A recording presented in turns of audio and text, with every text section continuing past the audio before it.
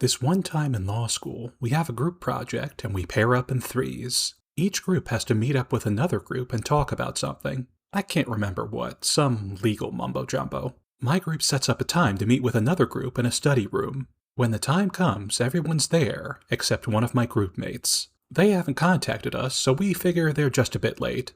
Or they did the law school swan dive. That's slang for our desire to hop off the roof. The other group starts discussing the project, and my on-time groupmate and I reply. 15 minutes after the agreed-upon time, my late groupmate shows up, apologizes, and says they had trouble finding parking. Our campus is downtown, so it's not a totally bogus excuse. But I got there on time, and I take the bus. It takes me forever just to squeeze in. The six of us talk more about the project, then part ways. But later that day, my late groupmate emails me and my on-time groupmate, berating us for discussing the project without them. I'd quote the exact words, but long ago, I took all my law school emails and burned them. At first, I just take the email in stride.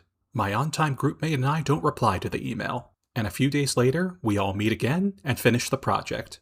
But a few days after that, I get so freaking mad.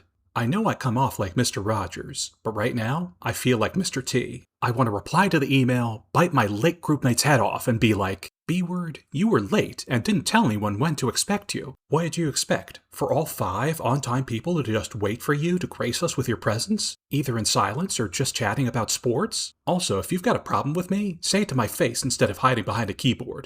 Sorry. As I say when I burp, been holding that one in a while. I call this delayed anger. First, something vexing happens. Later, I get mad. And still later, I calm back down. It's a bell-shaped curve of fury. Delayed anger is an example of a delayed emotional response, or a delayed or muted emotional reaction to a stimulus or event. It's like an even longer version of satellite delay. A delayed emotional response is separate from suppression, or deliberately pushing down an emotion, repression, or subconsciously pushing down an emotion, and depression, or my former middle name. A delayed emotional response can be a mood, like anxiety, and or a physical sensation, like a stomach ache, which for me is debilitating. Understandably, to both the person in question and others, a delayed emotional response can seem out of nowhere since it happens long after the triggering event.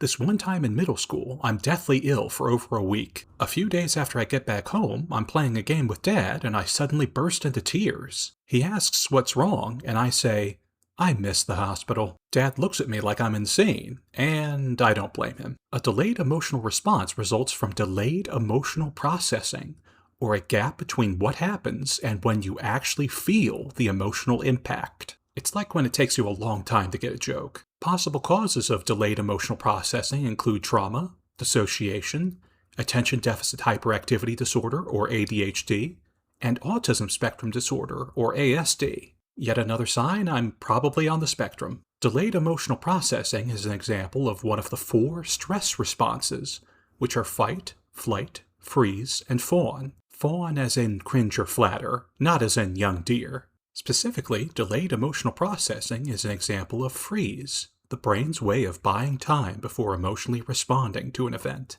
I used to freeze so much, my old persona should have been a deer. Although I've mostly experienced delayed anger, delayed emotional processing can cause all kinds of delayed emotional responses, such as delayed grief. That's why, after Mom died, it took me months to start feeling relieved. Delayed emotional processing is a double-edged sword. All traits are, as discussed in my vid, weaknesses come with strengths.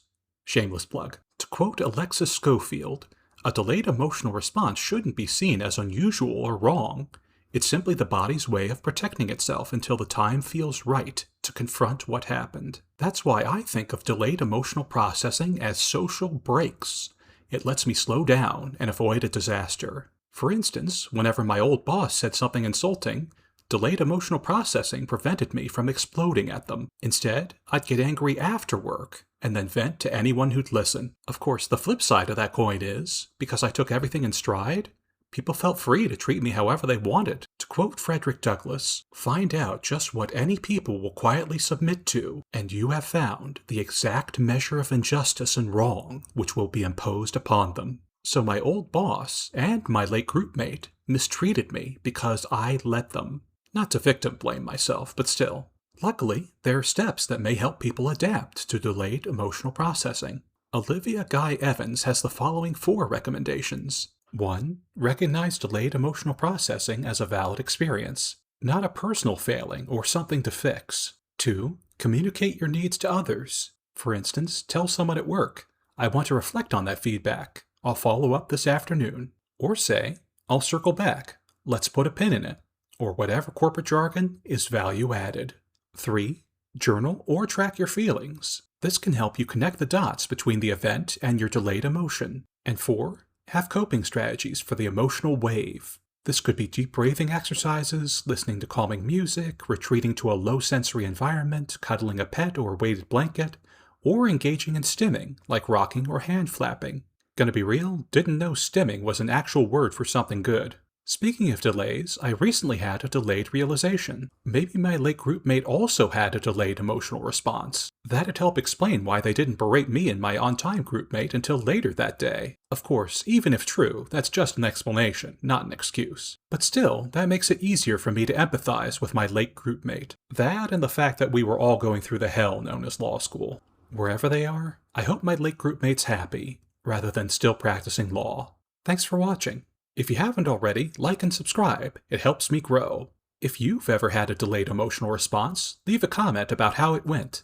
And remember, there's no wrong way to feel, and no wrong time to feel either.